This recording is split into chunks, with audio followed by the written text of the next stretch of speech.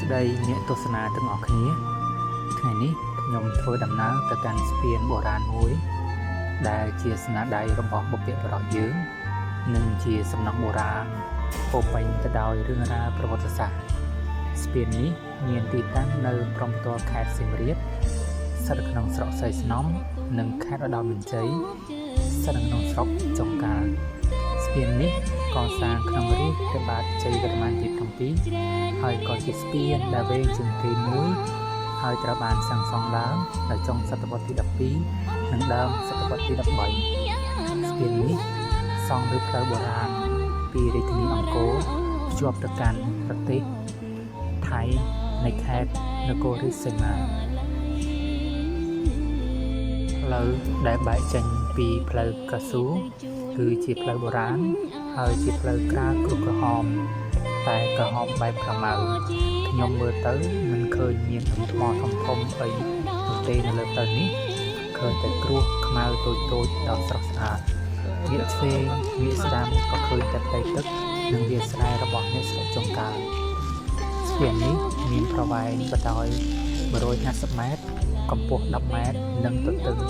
16.40 ម៉ែត្រដែលសង់ឡើងពីថ្មភក់និងលាយថ្មបាយក្រៀមដែលលាតសន្ធឹងពីជើងទៅត្បូងនិងមានរន្ធថាដេវដែលជាប្រហោងសម្រាប់បង្ហូរទឹកនឹងចំនួន28រហូតមកដល់បច្ចុប្បន្នស្ថានភាពនៃស្ពាននេះគឺនៅមាន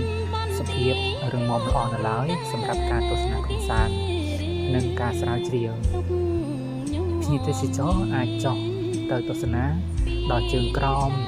នៃស្ពានបានក្នុងរដូវប្រាំងប៉ុន្តែដោយសារឥឡូវនេះស្ថិតនៅក្នុងខែកញ្ញាដែលជារដូវវស្សាដែលជាខែមានភ្លៀងធ្លាក់ញឹកញាប់ធ្វើឲ្យបរិវេណជុំវិញទីនេះពោរពេញទៅដោយទឹកហើយយើងឃើញថាទឹកមានកម្ពស់ជិតស្មើស្ពានឯណោះបើយើងក៏លេចមើលខាងឆ្វេងនិងខាងស្ដាំនៃស្ពានគឺសុទ្ធតែទឹកហក់ឡើងខ្ពស់ផុតដើមឈើតូចនិងខ្លះជិតពាក់កណ្ដាលហើយដើមឈើធំទៅទៀតពេលខ្ញុំកំពុងដើរទស្សនាស្ពានបុរាណនេះក៏បានឃើញបរិសុទ្ធចំណាស់2នាក់កំពុងអង្គុយជជែកគ្នាលេងក្រោមដើមឈើនាគល់ស្ពានខាងត្បូងម្នាក់កំពុងអង្គុយបិទឫស្សីអ្នកទៀតគាត់អង្គុយនិយាយធម្មតាដោយពិការជើងម្ខាងហើយខ្ញុំក៏មិនបានសួរនាំគាត់ថាមូលហេតុអ្វីបានជាពិការនោះទេតែតាមខ្ញុំគិតគាត់ប្រហែលជាពិការដោយសារកត្តាសង្គ្រាមឬក៏មានជាដើមខ្ញុំគ្រាន់តែសួរនាំពីសុខទុក្ខរបស់គាត់កាលពីសង្គ្រាមរវាងខ្មែរថៃនៅតាមព្រំដែនថ្មីកន្លងទៅលោកតាម្នាក់ដែលកំពុងអង្គុយបិទឫស្សីបានប្រាប់ខ្ញុំថាគាត់មិនបានពេចខ្លួនទៅណានោះទេដោយសារតំបន់គាត់រៀងនៅឆ្ងាយពីព្រំដែនដែរគាត់គ្រាន់តែធ្វើត្រង់សេការពារទុកប៉ុណ្ណោះហើយត្រង់សេដែលគាត់បានធ្វើនោះគឺឥឡូវភ្លៀងច្រោះដីខូចអស់ហើយដោយសារតែខ្ញុំចង់ឃើញពីទិចនិចនៃការបិទឫស្សីខ្ញុំក៏បានទៅអង្គុយគៀកនឹងលោកតា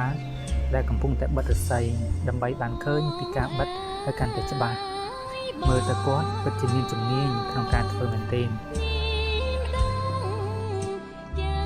ក្រៅពីលោកតាដែលជាកងវិននេះខ្ញុំក៏សង្កេតឃើញមានបរិសុទ្ធវ័យកណ្ដាលជិះម៉ូតូមកដោះមុំផងដែរបរិវេណនេះខ្ញុំសង្កេតឃើញមានដើមឫស្សីព្រៃដុះទ្រុលផងដែរទីនេះនៅឆ្ងាយពីផ្ទះប្រជាជនបន្តិចដូចនេះហើយមានសភាពស្ងប់ស្ងាត់ហើយក៏មិនសូវមានភ្ញៀវទេសចរទៅលេងកម្សាន្តដែរនៅពេលដើរទៅជិតស្ពានយើងនឹងឃើញពីភាពរឹងមាំរបស់ថ្ម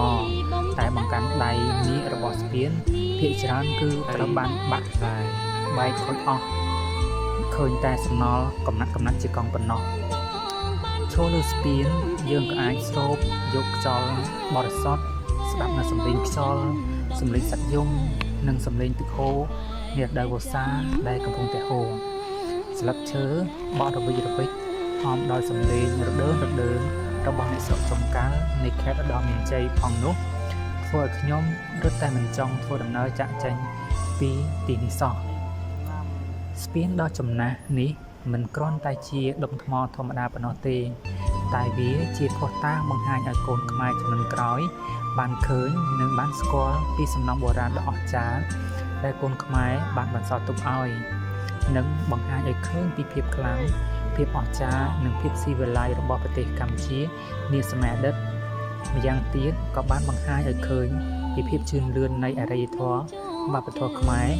ជាពិសេសសំណង់ស្ថាបត្យកម្មដែលអាចគង់ឈរនៅយ៉ាងយូររាប់រយឆ្នាំរហូតមកដល់បច្ចុប្បន្ននេះ